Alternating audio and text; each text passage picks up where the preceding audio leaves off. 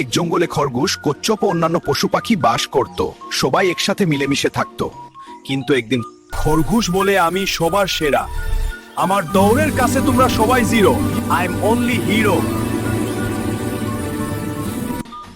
আমি অনেক ফাস্ট, আমার মতো ফাস্ট কেউ নাই।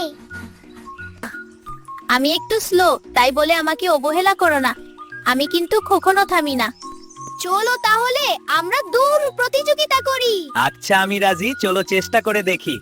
1 2 3 দূর প্রতিযোগিতা শুরু। আমি অনেক আগে। আমি স্লো, কিন্তু আমি থামি না। আমি চলতেই থাকবো। কচ্ছপ তো অনেক পিছিয়ে আছে, যাক আমি একটু এই সুযোগে ঘুমিয়ে নেই।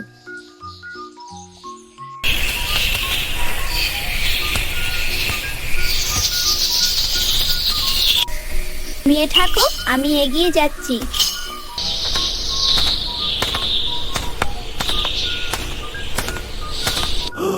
ও নো, কচ্ছপ তো সীমানায় পৌঁছে গেছে। ধীরে ধীরে কচ্ছপটি ফিনিশ লাইনে চলে এলো।